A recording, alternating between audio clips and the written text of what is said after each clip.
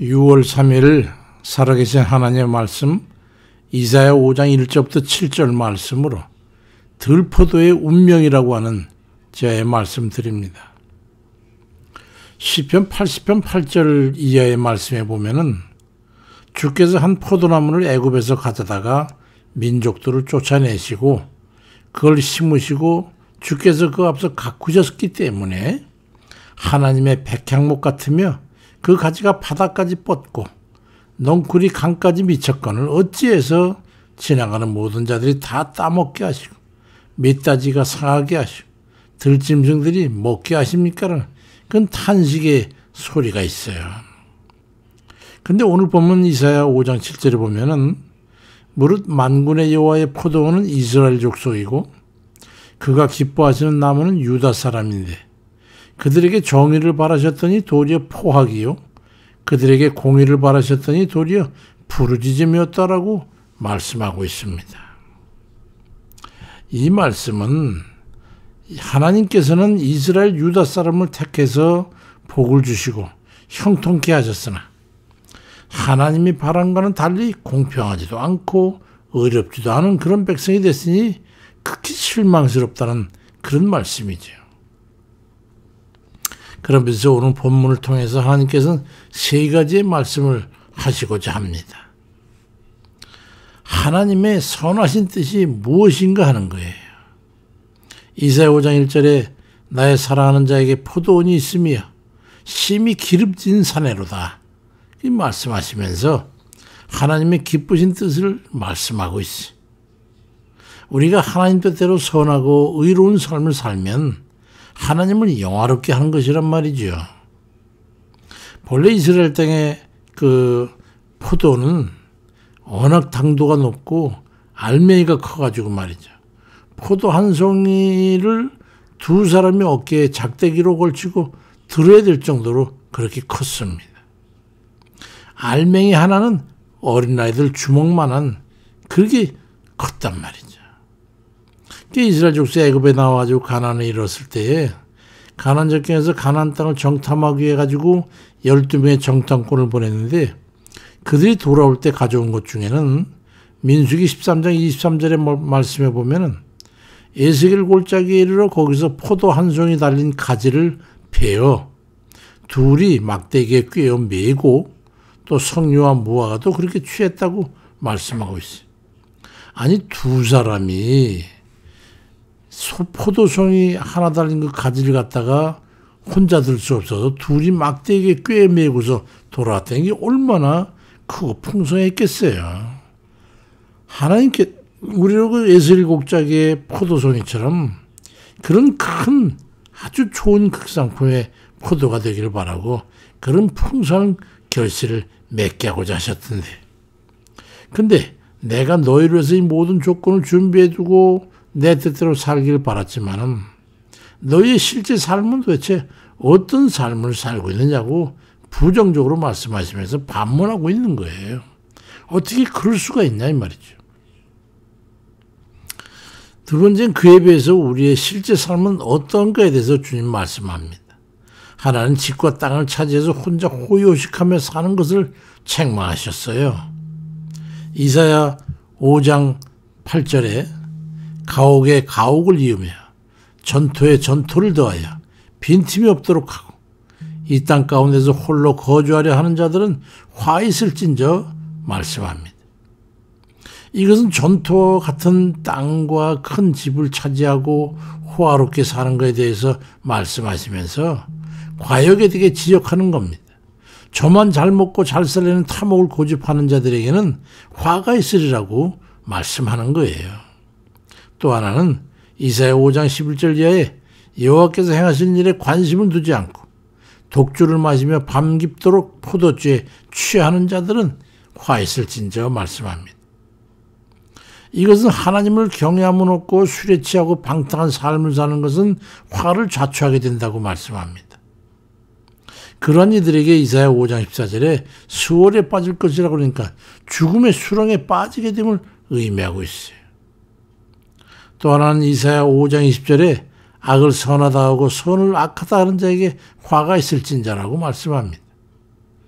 요즘 이 땅에 돌아가는 상황을 보면 그렇지 않습니까? 온갖 정치인들 중에 온갖 범죄자들이 다 득실거리고 있는데 자기들은 다 의롭고 옳다고 거들먹거리고 있지 않습니까? 그를 추종하는 세력들은 그를 또 선하고 바르다고 옹립하고 있잖아요. 그런 이들에게 하나님의 화가 임하리라는 것입니다. 온갖 죄에 연루되어 있는 정치인들과 그를 옳다고 연호한 이들 다 함께 화를 당할 것이란 말이죠. 또 하나는 이사야 5장 21절에 스스로 지혜 있다며 명철하다 하는 자들은 화가 있을 거라고 말씀합니다. 스스로 자기 자신을 과신하고 다른 이들을 없이 여기는 자들이 하나님의 말씀은 뒷전이고 자기들이 옳다고 하니 하나님을 기만하는 것이니까 화를 당하게 될 거라는 말씀이죠. 또 하나는 이사야 5장 22절 이하에 술 마시기 좋아하고 뇌물 받고 악인은 의롭다 하고 의인의 공의는 빼앗는 그런 이들은 화가 있을 거라고 말씀합니다. 이 같은 행위를 하는 들포도들의 오늘 본문에 보니까 이사야 5장 25절에 그러므로 여호와께서 자기 백성에게 노를 바라시고 그들을 치신지라 산들은 진동하며 그들의 시체는 거리 가운데 분토같이 되었도다. 그럴지라도 그의 노가 돌아서지 아니하였고 그의 소전이 여전히 펼쳐져 있느니라 말씀합니다.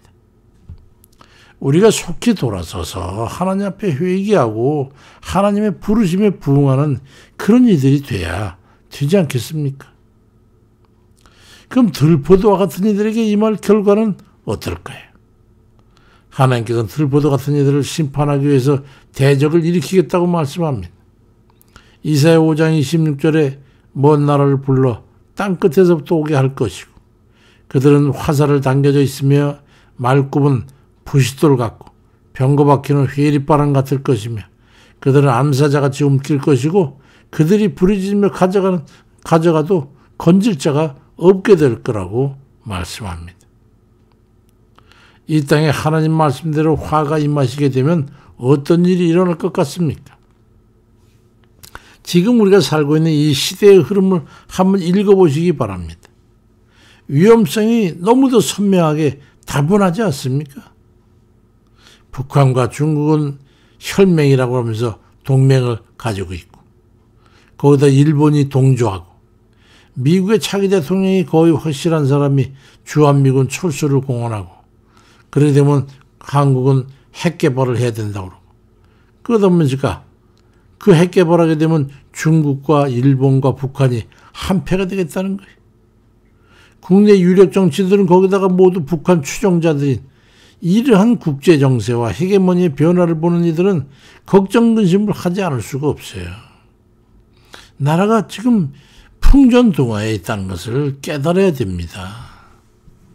우리가 삶을 어떻게 살아야 하는가를 말씀하고 있는 거죠. 그러니 화가 미친다면 이것이 본물떠지 무너지는 건 이건 아무것도 아닙니다. 이건 우리가 하나님의 뜻대로 살지 않고 죄악 가운데 살게 되면 허락하셨던 형통의 복을 거둬들이고 패망하게 될 거란 말이죠. 베드로전서 4장 17절 이하에 하나님의 집에서 심판을 시작할 때가 되었으니 만일 우리에게 먼저 하게 되면 하나님의 복음을 순종하지 아니하는 자들의 그 마지막은 어떠하며 또 의인이 겨우 구원을 받게 되면 경건하지 아니한 자와 죄인은 어디에 서겠어? 그러므로 하나님 뜻대로 고난을 받는 자들은 또한 선을 행하는 가운데 그 영혼을 미쁘신 창조주께 의탁할지어다 말씀합니다. 우리 믿는 사람들은 정신을 차리라 이 말이죠. 하나님 뜻을 저버리고 탐욕과 교만과 이기적인 삶만을 살아가는 그런 이들에게 그에 합당한 징벌이 있을 것임을 말씀하고 있어요.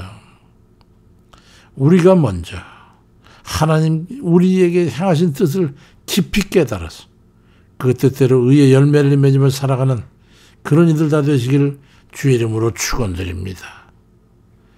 아버지 하나님, 이 시대가 험악한 것뿐만이 아니라 이 시대가 그리 가는 것은 아버지 하나님, 이 시대를 하나님께서 화로 징벌하시기 위한 하나님의 뜻이 있지 않을까 저희들 생각합니다.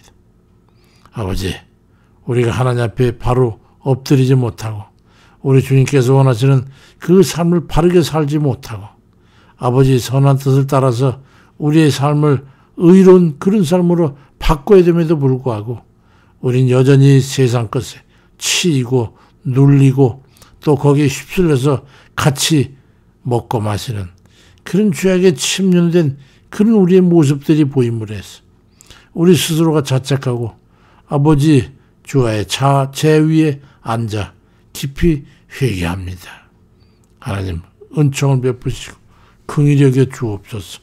화 있을 그 자리에 우리가 주님 분연히 일어서서 정신을 차려야 되는데 아버지는 세상이 어두워져가며 우리도 같이 어둠 속에 파묻히는 그런 저의 지경이 아닌지 우리 자신을 돌아보고 아버지 뜻에 다시 한번 우리 자신을 아버지 깨끗하게 정결하게 그리고 경건을 회복할 수 있도록 주여 도와주옵소서. 병들거나 고통 중에 있거나 낙심 중에 있거나 그런 과정을 통해서 우리가 정련되고 또 연단을 통해서 아버지 우리 영혼이 아버지 하나님 앞에 바르게 설 수 있는 그런 기회가 되게 없이고 어려움과 난관이 우리를 주님 훈련해서 아버지 하나님 선하고 의로운 그 뜻에 맞춰 사는 삶으로 변화되고 결단할 수 있는 그런 저희에게 인도해 주옵소서. 이 날의 어지러운 형편 하나님 살펴주셔서 아버지 하나님 정말 우리 모두가 다 정신을 차리고 바로 볼 수 있는 눈과 귀를 열어서 판단하게 하시고 아버지 하나님 과연 그들이 생각하는 지도자들이 이 땅에 과연 지도자가 될 수 있는 자들인지 아버지 이 백성 앞에 마을만 앞세우는 자들이 과연 그들이 나라를 생각하는 자들인지 바로 보고 바로 판단할 수 있도록 도와주셔서 우리가 깨어서 기도하며 하나님의 공의에 아버지 하나님 어긋남이 없도록 주여 인도해 주옵소서. 감사드리고 예수 그리스도의 이름으로 기도드립니다. 아멘입니다.